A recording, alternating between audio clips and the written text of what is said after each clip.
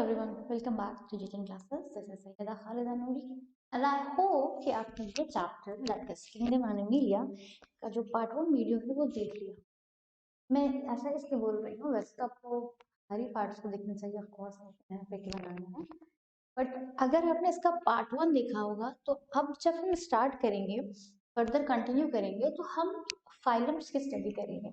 तो पार्ट 1 में मैंने क्या किया था, आपको बेसिस ऑफ क्लासिफिकेशन बताया था, उसमें बहुत सारे टर्म्स यूज किए थे, बहुत सारी चीजें मैंने आपको एक्सप्लेन की थी। अब उन्हीं के बेसिस पे आप क्या करोगे, फाइलम्स को क्लासिफाई करोगे और फाइलम्स में उन कैरेक्टर्स को आपको लिखना होगा। तो अगर आप वहां से पढ़कर आओगे तो आपके लिए ये जो वीडियोस आगे आने वाली हैं, जैसे ये फाइलम पोरिफेरा में फर्दर हम आगे बढ़ते जाएंगे, तो वो आपके लिए इजी पड़ेगा। तो आई होप कि आप मेरी बात समझ रहे होंगे और आप मुझे सीरियसली फील होगा और आप वीडियो जरूर देखोगे।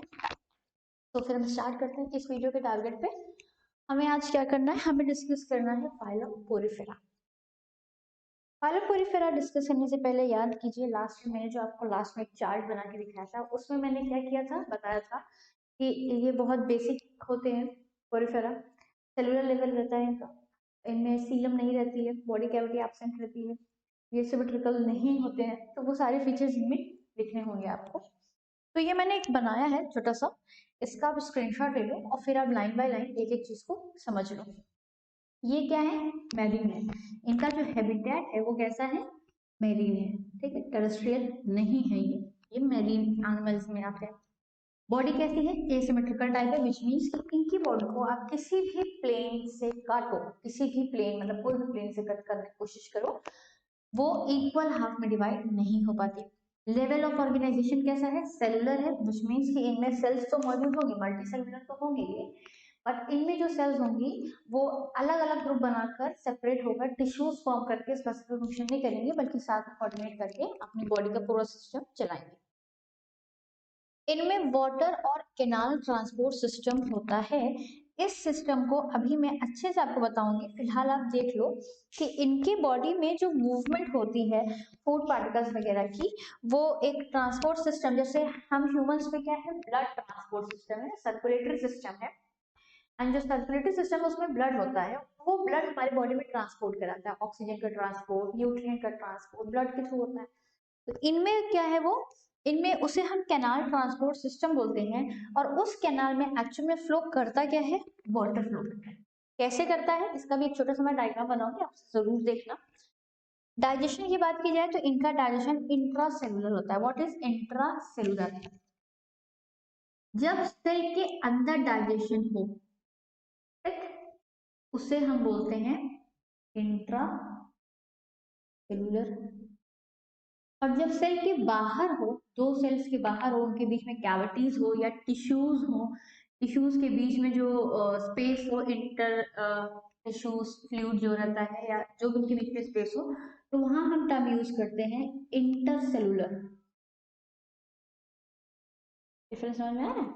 जब सेल के अंदर होता है डाइजेशन तो उसे इंट्रासेलुलर बोलते हैं, एंड जब सेल के स्पेसेस के बीच में होता है तो उन्हें हम क्या बोलते हैं, इंटरसेलुलर डाइजेशन बोलते हैं। तो पोरिफेरा में आपका डाइजेशन इंट्रासेलुलर होता है। इनमें स्केलेटन सिस्टम जैसी भी चीजें होती है बॉडी, क्योंकि मल्टी सेलुलर है, एक प्रॉपर फॉर्म में है, एमेबॉइड बॉडी तो है नहीं। एमेबॉइड बॉडी मतलब एमीबा की तरह तो है नहीं कि कोई एक स्पेसिफिक फिक्स्ड शेप नहीं है, इनका एक स्पेसिफिक फिक्स्ड शेप है, तो उस शेप को सपोर्ट करने के लिए इनको स्केलेटन सिस्टम चाहिए होगा। तो इनमें स्केलेटन सिस्टम होता तो है, बट उतना स्ट्रॉन्ग और उतना ज्यादा हार्ड नहीं होता जैसे हम ह्यूमंस में देखते हैं। इनका जो स्केलेटन सिस्टम होता है वो बना होता है स्पिक्यूल्स और स्पॉन्जिंग फाइबर्स। जैसे हम लोग में क्या है, बोन्स वगैरह, बोन्स किससे बनी है, वो फर्दर अभी आप एनिमल टिश्यूज में जाओगे देखोगे। तो वैसे इनका जो है उसमें स्पिक्यूल्स होते हैं और स्पॉन्जिंग फाइबर्स होते हैं, ठीक। हर्माफ्रोडाइट होते हैं। हर्माफ्रोडाइट का मतलब क्या होता है, हर्माफ्रोडाइट मतलब ये होता है कि एक सिंगल इंडिविजुअल में दोनों ही सेक्सेस मौजूद होते हैं, मेल एंड फीमेल, ये दोनों सेक्सेस मौजूद होते हैं। इसका मतलब क्या हुआ, एक सिंगल बॉडी है, उस बॉडी में male organ, male sex organ parts भी हैं एंड फीमेल सेक्स ऑर्गन के पार्ट्स भी हैं। तो ऐसे ऑर्गेनिजम्स को हम बोलते हैं हर्माफ्रोडाइट, ठीक। या इनको आप बायसेक्सुअल वर्ड भी बोल सकते हो। इसके जगह आप बायसेक्सुअल वर्ड भी यूज कर सकते हो, but it's okay, you can use hermaphrodite also, दोनों सेम। रिप्रोडक्शन पे जब आएंगे तो इनमें ए सेक्सुअल एंड सेक्सुअल दोनों रिप्रोडक्शन देखने को मिलता है, लेकिन ए सेक्सुअल बहुत लिमिटेड है और उसमें बस ये फ्रेगमेंटेशन टाइप का ही देखने को मिलता है। जबकि सेक्सुअल में क्या होता है, गैमेट का फॉर्मेशन होगा, गैमेट का फ्यूजन होगा, फर्टिलाइजेशन होगा। ठीक, अब फर्टिलाइजेशन जब होगा तो वो कहाँ होगा, बॉडी के अंदर होगा या बॉडी के बाहर होगा। अगर बॉडी के अंदर होता है फर्टिलाइजेशन तो हम क्या बोलेंगे, इंटरनल फर्टिलाइजेशन। और अगर फर्टिलाइजेशन बॉडी के बाहर हो रहा है, male gamete female gamete fuse कर रहे हैं बट बॉडी के बाहर इसी मीडियम में कर रहे हैं, क्योंकि ये तो मैरीन है तो बॉटम मीडियम में कर रहे हैं, तो वहां पर आप क्या बोलोगे, एक्सटर्नल फर्टिलाइजेशन। लेकिन पोरिफेरा में इंटरनल फर्टिलाइजेशन ही होता है। इंटरनल फर्टिलाइजेशन मतलब fertilisation inside the body. Indirect development, indirect development का मतलब क्या हुआ, इसमें क्या होता है, जब जाइगोट का फॉर्मेशन हो जाएगा, आपका male gamete female gamete fuse करके जाइगोट बना लेगा, तो ये जाइगोट डेवलप करके फॉरेन से एम्ब्रियो और फिर आपका एक कंप्लीट ऑर्गेनाइज्ड ऑर्गेनिजम्स नहीं बनाता है। इस तरह का जो डेवलपमेंट होता है इसे हम बोलते हैं डायरेक्ट डेवलपमेंट। लेकिन इनमें डायरेक्ट नहीं बल्कि इनडायरेक्ट होता है। तो यहाँ क्या होता है, पहले जाइगोट बनता है और जाइगोट डेवलप करता है लार्वल स्टेज में, फिर लार्वल स्टेज के बाद इनका ऑर्गेनिज्म का मतलब कंप्लीट फॉर्मेशन होता है। लार्वल स्टेज क्या होती है, ये भी लिविंग स्टेज होती है, ऐसा नहीं है कि ये खाली सेलुलर स्टेज है, लिविंग रहती है, इसमें सारे बॉडी के प्रोसेस चलते हैं। और ज्यादातर केसेस में ये लार्वा क्या होता है, फ्री लिविंग ही होता है, अपना न्यूट्रिशन अपने आसपास के मीडियम से एक्सट्रैक्ट कर लेता है। कुछ कुछ फाइलम में ऐसा होता है, कुछ कुछ फाइलम में ऐसा होता है कि इसको अपने न्यूट्रिशन के लिए पेरेंट की ही जरूरत पड़ती है। तो लेकिन इनके बस आपको ये लेकिन याद रखना है कि पोरिफेरा में इनडायरेक्ट होता है, दैट मीन्स कि जाइगोट से पहले लार्वल स्टेज बनती है, देन आपका फर्दर डेवलप करते करते एम्ब्रियो एंड देन आपका कंप्लीट ऑर्गेनिज्म का फॉर्मेशन होता है। तो इस तरह के डेवलपमेंट को हम क्या बोलते हैं, इनडायरेक्ट डेवलपमेंट। ये जो है लार्वल स्टेज आना, लार्वल स्टेज प्रेजेंट, इसे हम क्या बोलते हैं, इनडायरेक्ट डेवलपमेंट। का एक एग्जाम्पल मैंने एक ही लिखा है, स्पॉन्जिला। वैसे तो और भी एग्जाम्पल है, जैसे यू स्पॉन्जिला है, और भी है। यू स्पॉन्जिला को कॉमन नेम है इसका बाथ स्पॉन्ज, और स्पॉन्जिला आपका है फ्रेश वाटर स्पॉन्ज। एंड ये क्या है, स्पॉन्जिला, ये आपका बाथ स्पॉन्ज है। एंड जो ये आपका फाइलम पोरिफेरा है, इनको कॉमनली कहा जाता है sponges, commonly known as sponges. ये आपके हो गए salient features of phylum Porifera. बहुत जरूरी है कि आप हर एक फाइलम के फीचर्स को देखो, समझो और उससे लर्न भी करो, क्योंकि एग्जाम्स में पूछे जाते हैं। और उसके बाद जब आप फर्दर जाओगे, 12th के बाद आप एंट्रेंस एग्जाम वगैरह दोगे, तो वहां पास भी ये सब पूछा जाता है। आप इसका स्क्रीनशॉट ले लो, ताकि मैं आपको फिर वाटर और कैनाल ट्रांसपोर्ट सिस्टम थोड़ा अच्छे से बता सकूं।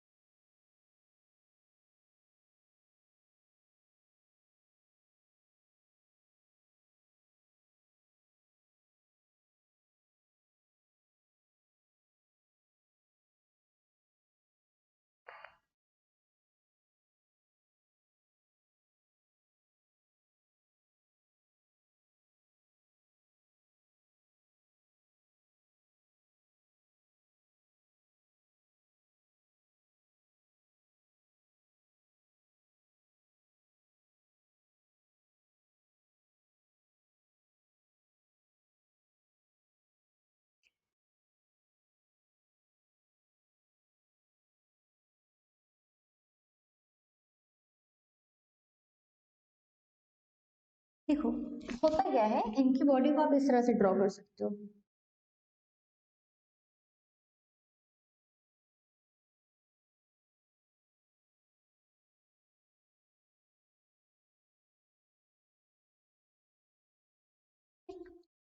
अब बीच बीच में आपको थोड़ा सा यहाँ पोर बनाना पड़ेगा।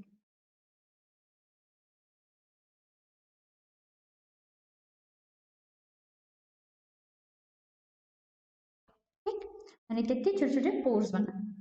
प्लस इसके बाद यहाँ क्या होता है, यहाँ आपको कुछ स्पेशलाइज सेल्स दिखती हैं,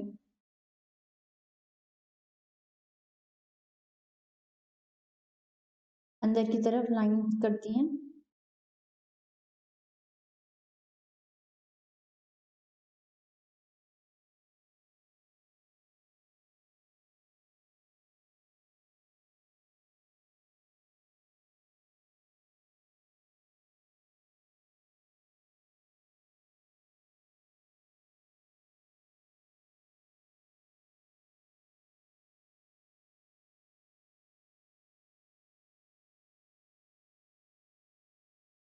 ठीक, और बीच में एक पूरा ये कैविटी मौजूद रहता है। ये जो बीच में कैविटी है, ये सेंट्रल कैविटी है और इसे बोलते हैं हम स्पॉन्जोसील। क्या बोलते हैं, इस सेंट्रल पार्ट को स्पॉन्जोसील बोलते हैं। और जो ये छोटे छोटे पोर्स मैंने बनाए हैं, ये जो छोटे छोटे पोर्स हैं, इसको थोड़ा मैं बड़ा कर दे रही हूँ, तो इन छोटे छोटे पोर्स को क्या बोलते हैं, माइन्यूट पोर्स भी आप बोल सकते हो, या उसका स्पेसिफिक नाम है ऑस्टिया।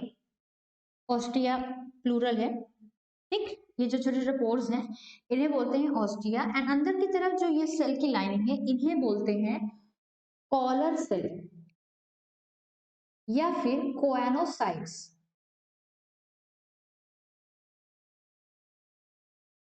कोएनोसाइट्स और कॉलर सेल। एंड एक ये जो बड़ी ओपनिंग है इसे बोलते हैं ऑस्कुलम। ठीक, अब देखो ये इनकी बॉडी का मैंने स्ट्रक्चर बनाया है, रफ स्ट्रक्चर बनाया है। अब हमें देखना है कि वाटर ट्रांसपोर्ट सिस्टम जो है या कैनाल सिस्टम है वो कैसा चलता है। तो यहाँ पर जो छोटी छोटी ओपनिंग मैंने बनाई है, सॉरी,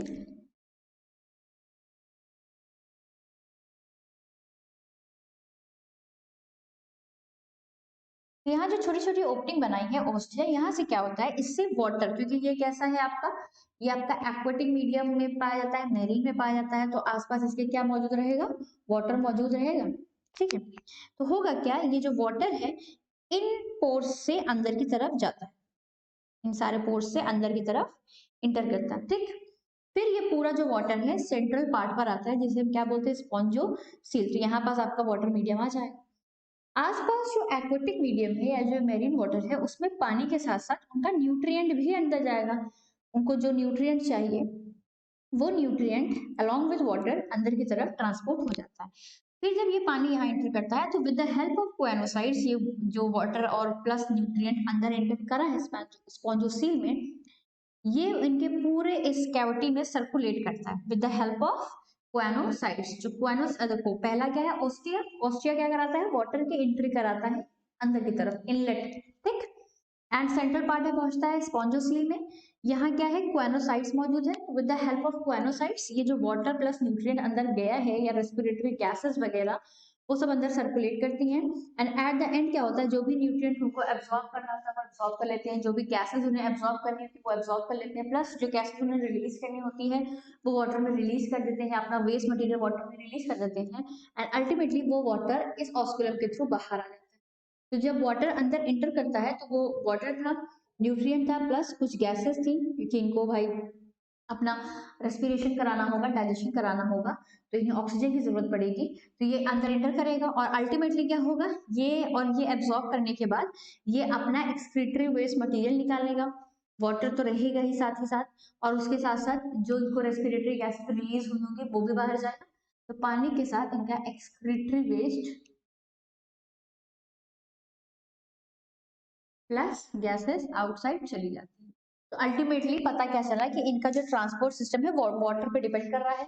यहाँ ये छोटे छोटे से ओपन पोर्स हैं, बीच में एक सेंट्रल कैविटी है, तो कैनाल की तरह ये एक्ट हो रहा है, छोटे छोटे आ रहे हैं पोर्स के थ्रू वाटर और एक सेंटर में पहुंच के बाहर निकल रहे हैं, तो ये कैनाल की तरह एक्ट करता है। इससे नाम पड़ गया कैनाल ट्रांसपोर्ट सिस्टम या वाटर ट्रांसपोर्ट सिस्टम। तो इनमें क्या होता है, with the help of water, जिस मीडियम में वो है सराउंडिंग वाटर के थ्रू इनके बॉडी में respiration and digestion, nutrition absorption, ये सारे प्रोसेस हो पाते हैं। तो आपको 3 नेम याद रखना है, ostia, osculum, spongocoel and coenocytes also. Ostia minute pores हैं जिससे एंट्री होगी वाटर की along with the nutrients and the respiratory gases. And आपका जो सेंट्रल कैविटी पार्ट है उसे आप स्पॉन्जोसील बोलते हो। एंड जब वो सारी चीज उसको सर्कुलेट कराना होता है तो कॉलर सेल या क्वानोसाइट की जरूरत पड़ती है। एंड अल्टीमेटली वो सारा वाटर और जो भी वेस्ट मटेरियल और गैसेस हैं वो विद अ लार्ज ओपनिंग ऑस्कुलर बाहर निकल जाता है। तो आप इसका भी स्क्रीनशॉट चाहो तो ले सकते हो। फिर मैं आपको नेक्स्ट फाइलम कराऊंगी। तो नाउ हम अपने नेक्स्ट फाइलम सेलेंटेरेटा को मूव करेंगे। फाइलम सेलेंट्रेटा को आप इसमें डेरियन भी बोल सकते हो।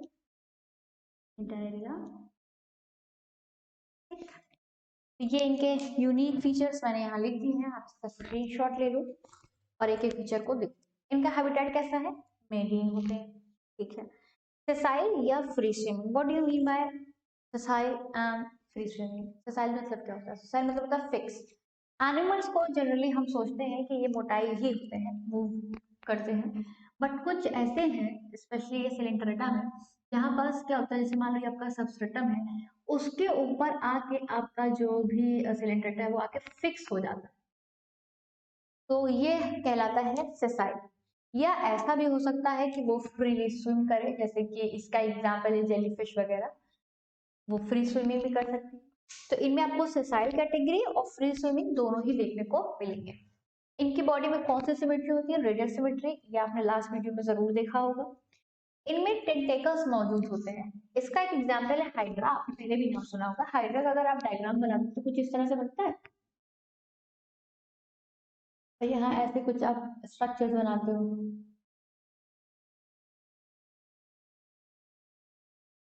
ऐसे करके बनाते हो। तो जो ये आप बना रहे हो फिंगर लाइक स्ट्रक्चर्स, ये क्या होता है, इन्हीं को टेंटेकल्स बोला जाता है, ठीक।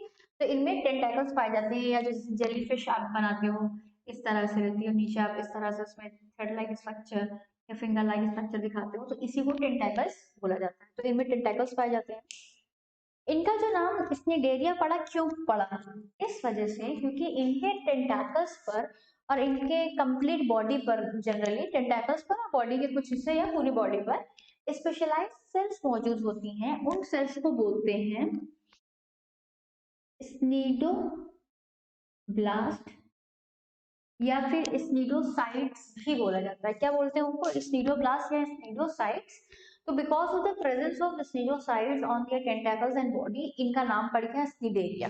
ये पॉइंट मैंने यहाँ लिखा है, cnidocytes present on tentacles and body.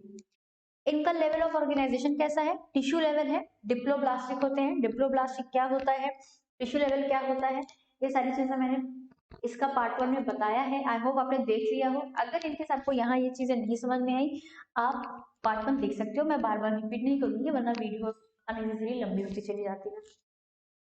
अगर इनके बॉडी स्ट्रक्चर देखा जाए और ये देखा जाए क्या उनमें कोई कैविटी मौजूद है, कोई ओपनिंग है, इनमें कैसे ट्रांसपोर्ट चलता होगा, तो हाँ, इनमें सेंट्रल गैस्ट्रोवास्कुलर कैविटी मौजूद होती है और उसमें एक ओपनिंग भी होती है। उस ओपनिंग को हम माउथ कह सकते हैं। हाइपोस्टोम रीजन जो होता है, जो इनका ये वाला पार्ट होता है, इसको हाइपोस्टोम कंसीडर किया जाता है। इसके ऊपर एक ओपनिंग मौजूद होती है, उसको हम बोलते हैं माउथ, ठीक है। तो वो ओपनिंग कोई और नहीं बल्कि माउथ ही है हाइपोस्टोम के ऊपर। डाइजेशन इनमें कैसा होता है? Extra cellular, intra cellular. अभी मैंने जब इससे पहले फाइलम पोरिफेरा कराया आपको, तो मैंने वहां आपको inter cellular, extra cellular, inter and intra बताया था। यहाँ एक एक्स्ट्रा आ गया, एक्स्ट्रा सेलुलर। तो इसको स्टार्ट कर लो, अभी मैं फौरन से बताऊंगी, ठीक है, कि क्या है एक्स्ट्रा सेलुलर। इंट्रा सेलुलर तो मैंने बता दिया है, बट अभी मैं क्या करूंगी, पहले आप इनका ये फीचर देख लो, उसके बाद मैं आपको एक तरह से मतलब डिफरेंशिएट करके बताऊंगी कि ये extra cellular, intra cellular and inter cellular में क्या डिफरेंसेस है। इनमें भी स्केलेटल सिस्टम पाया जाता है। कुछ ऐसे सिलेंट्रेटा होते हैं जिनके स्केलेटल सिस्टम में आपको कैल्शियम कार्बोनेट देखने को मिलेगा, तो उसको हम बोलते हैं कोरल्स। अब कोरल्स क्या होते हैं कि उनमें ये स्केलेटन मौजूद होता है कैल्शियम कार्बोनेट का, जिसकी वजह से उनका काफी हार्ड रहेगा। जब ये इनकी डेथ होगी वहां वो एक्युमुलेट कर जाएंगे, तो एक मतलब हार्ड सा स्ट्रक्चर बना लेंगे, उसको हम लोग कोरल, या इनकी वजह से वो जो पूरा बनता है उसे कोरल रीफ बोला जाता है। इनमें बेसिकली बॉडी बेसिस पे दो तरह के बॉडी फॉर्म्स होते हैं। एक होता है पॉलिप, एक होता है मेडुसा। दोनों ही बॉडी का स्ट्रक्चर जो होता है वो सेम होता है, दोनों बॉडी के स्ट्रक्चर में डिफरेंस होता है और दोनों बॉडी में देखो मोटिलिटी में भी डिफरेंस है। तो आप पहले ये देखो, जो बेसिक फॉर्म है वो दो है, पॉलिप है, मेडूसा है। पॉलिप कैसा है? सिसाइल, विच मीन्स वो फिक्स होने वाला है। मेडूसा कैसा होता है? फ्री स्विमिंग होता है। तो सिसाइल का एग्जाम्पल है एडामसिया, हाइड्रा। आप चाहो तो यहाँ लिख लो। पॉलिप का एग्जाम्पल है हाइड्रा, एडामसिया, एडामसिया है, हाइड्रा है, ठीक। तो ये आपके हो गए पॉलिप फॉर्म्स। मेडूसा फॉर्म कौन से होते हैं? ये फ्री स्विमिंग होते हैं। इसका एग्जाम्पल आप लिख सकते हो जेलीफिश, ऑरेलिया। ऑरेलिया का ही कॉमन नेम जेलीफिश होता है। ये सब बड़ा इंपॉर्टेंट है, ठीक। तो ऑरेलिया जेलीफिश जो होती है उसको हम मेडूसा फॉर्म बोलते हैं। एंड पॉलिप जो होता है उसको हम एडेम्सिया, सॉरी एडेम्सिया और हाइड्रा जो है वो पॉलिप फॉर्म होता है। तो पॉलिप फॉर्म फिक्स होता है, सिसाइल होता है। एंड मेडूसा क्या रहता है? फ्री स्विमिंग रहता है, ठीक है। ये चीज क्लियर हो गई। होता क्या है कि कुछ ऐसे सिलेंड्रेटा भी हैं जिनमें दोनों फॉर्म पाए जाते हैं, पॉलिप फॉर्म भी मेडूसा फॉर्म भी। जैसे जेलीफिश है, जेलीफिश में सिर्फ एक ही फॉर्म पाया जाता है, दैट इज मेडूसा, ठीक। जो कि फ्री स्विमिंग है, वो आराम से स्विम करेगा अपने एक्वेटिक मीडियम में। और कुछ ऐसे होते हैं जिनमें सिर्फ एक फॉर्म पाया जाता है, पॉलिप। उसका एग्जांपल हाइड्रा है, एडेम्सिया है। उनमें सिर्फ पॉलिप फॉर्म ही पाया जाता है और वो फिक्स होते हैं, सिसाइल होते हैं। अगर स्ट्रक्चर देखा जाए तो हाइड्रा सिलेंड्रिकल आपको दिख ही रहा है। तो ये जो पॉलीफॉर्म होते हैं वो सिलेंड्रिकल रहते हैं, सिसाइल रहते हैं। और मेडुसा जो रहता है अम्ब्रेला शेप का रहता है। आपकी जेलीफिश देखो कैसे ही कुछ इस तरह से दिखती है, अम्ब्रेला शेप रहता है और फ्री स्विमिंग रहते हैं। लेकिन कुछ ऐसे भी स्नेडेरियंस हैं जो उनमें दोनों फॉर्म पाए जाते हैं, पॉलिप फॉर्म भी पाए जाते हैं एंड मेडुसा फॉर्म भी पाया जाता है। तो इस टाइप के सिलेंड्रेटा में आ जाती है alteration of generation,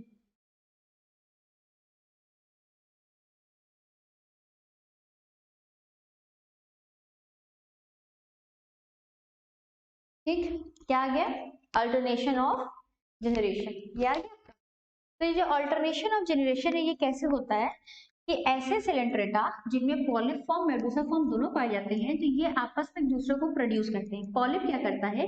asexually Medusa को बनाता है और मेडुसा क्या करता है? सेक्सुअली पॉलिप को बनाता है। और इसका बहुत फेमस एग्जाम्पल है ओबेलिया, ओबेलिया, ठीक। ये हो गया। अच्छा, एक थोड़ा सा पीछे फिर से आ जाओ। सिनेडोसाइट्स के बारे में मैंने बताया था कि जो सिनेडोसाइट्स होती है स्पेशलाइज्ड सेल्स हैं जो टेंटाकल्स पे और बॉडी पे पाई जाती है, जिसकी वजह से इनका नाम पड़ गया स्निडेरिया। क्या खासियत है इन सेल्स में? एक्चुअल में ये जो सिनेडोसाइट सेल्स होती हैं बड़ी ही इंपॉर्टेंट सेल हैं, क्योंकि यही वो सेल्स हैं जो इनको एंकरेज प्रोवाइड करती हैं। मैं यहाँ लिख दे रही हूँ आपके लिए अलग से।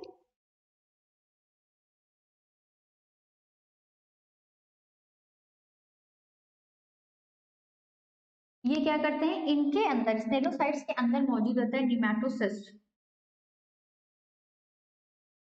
ये नेमेटोसिट्स को आप स्टिंकिंग कैप्सूल भी बोल सकते हो, चिपकने वाली कैप्सूल। और इसके अंदर समझ लो एक तरह से पॉइजन मौजूद रहता है। तो ये क्या करता है, जैसे ही बॉडी के आसपास कोई प्रे आता है, मतलब जिसको इसे खाना है, तो वो अपने निमेटोसिस्ट के थ्रू उसे क्या करता है? नम कर देता है और फिर उसको वो खा लेता है, ठीक। क्लियर है? तो इनको निमेटोसिस्ट भी बोल सकते हो, स्टिंगिंग कैप्सूल भी बोल सकते हो। स्टीरोसाइट्स के अंदर ये मौजूद होते हैं और ये क्या कराते हैं? अल्टीमेटली इनका जो फंक्शन है स्टीरोसाइट्स का, पहला तो क्या हो गया? प्रे कैप्चरिंग, प्रे को कैप्चर करने में मदद करते हैं, क्यों? क्योंकि इनमें निमेटोसिस्ट मौजूद होता है। दूसरा एंकरेज प्रोवाइड करते हैं।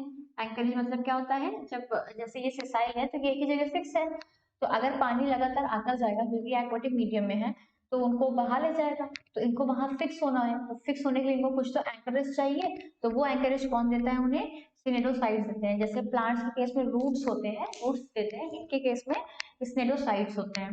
तो ये हो गया स्नेडोसाइट्स का फंक्शन। तो आप ले लो इसका स्क्रीनशॉट। तो फिर मैं आपको ये वाला जो चीज है इसको अच्छे से एक्सप्लेन कर दूं ताकि आपको क्लियर हो जाए।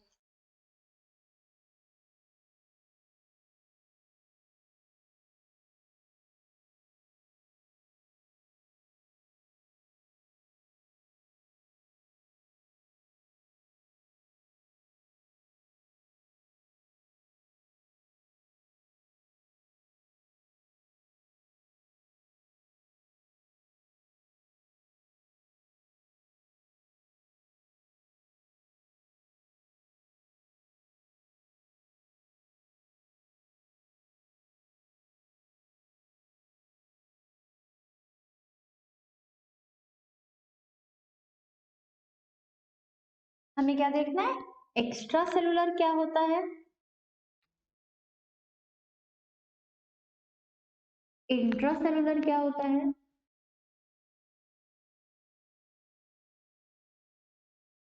एक और आता है आपका इंटरसेलुलर।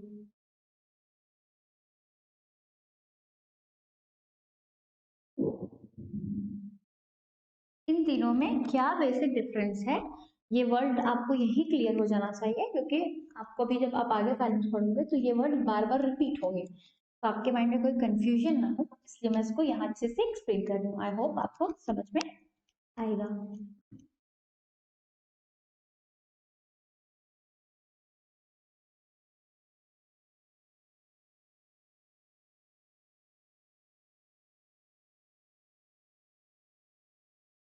देखो, अभी मैंने जब ये बताया था इंट्रासेलुलर, मैंने क्या कहा था, सेल के अंदर।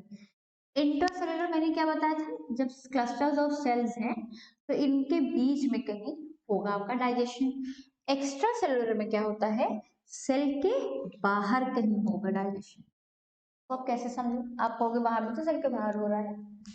सेल के बाहर मतलब क्या है, कंप्लीटली बॉडी के बाहर कहीं, मतलब जैसे सेलेंट्रेट्स में हमने पढ़ा है कि सेलेंट्रेट्स में क्या होता है आपका, स्नीडोसाइट्स होती है, ठीक है, स्नीडोसाइट्स होती है। इन स्नीडोसाइट्स में क्या मौजूद होता है, निमेटोसिस्ट मौजूद होता है। निमेटोसिस्ट में स्टिंकिंग कैप्सूल्स इसको बोलते हैं। एक तरह से ये पॉइजन सिक्रीट करते हैं, और ये पॉइजन किसके ऊपर एक्ट करता है, प्रे के ऊपर एक्ट करता है, एक्ट्स ऑन प्रे। और इसकी वजह से क्या होता है, ये जो प्रे होता है ये नम्ब कर जाता है, नम्ब मतलब मूव वूव नहीं कर पाता है, चिपक जाता है उसको सरफेस से। फिर क्या होता है, इस प्रे को जब ये नम हो गया, नम्ब प्रे हो गया ये, तो इसके ऊपर एंजाइम्स का सिक्रीशन होके तब उसे उस फॉर्म में कन्वर्ट किया जाता है। एंजाइम्स का सिक्रीशन होता है इसके ऊपर, कौन करेगा, यही स्नीडोप्लास्ट जो होते हैं या स्नीडोसाइट्स जो होते हैं, उन्हीं से एंजाइम्स निकलती है नेमेटोसिस के थ्रू। तो ये एंजाइम्स इस प्रे के ऊपर एक्ट करते हैं और उसके बाद इस प्रे को अंदर ले लिया जाता है। कुछ डिफरेंस समझ में आया, यहाँ क्या हुआ, बॉडी के बाहर ही स्टार्ट हुआ, यहाँ क्या हुआ, 2 3 4 सेल्स वगैरह हैं, उनके बीच में जो फ्लूइड मौजूद है, जो स्पेस मौजूद है, वहां कहीं हो रहा है इंटरसेलुलर डिवीजन, अरे सॉरी इंटरसेलुलर डाइजेशन। और इंट्रासेलुलर तो स्ट्रिक्टली सेल के अंदर। इसको थोड़ा और कायदे से समझते हैं। इसमें क्या है कि ऐसा डाइजेशन जहां एक स्पेसिफिक पाथवे मिल जाए एनिमल को या फूड को, मतलब एनिमल्स में फूड को जब एक स्पेसिफिक पाथवे मिलता है, एक पर्टिकुलर केनाल मिलती है, और उसी केनाल के अंदर ही उनका क्या होता है, डाइजेशन हो जाता है, तो उसको हम इंटरसेलुलर बोलते हैं। जैसे कि एलिमेंट्री केनाल वगैरह अगर होती है हम लोगों के केसेस में, ठीक।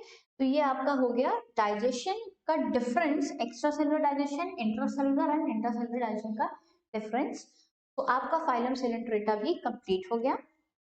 तो ये वीडियो में हम लोग ने 2 ही फाइलम कवर किए हैं। ऐसे ही करके हम नेक्स्ट वीडियो में नेक्स्ट 2 या 3 फाइलम्स को कवर करेंगे। आई होप आपको ये वीडियो अच्छी लगी होगी। तो बस प्लीज लाइक कर दें, और हमारे चैनल को अगर अभी तक सब्सक्राइब नहीं किया है तो सब्सक्राइब कर दें। Thank you.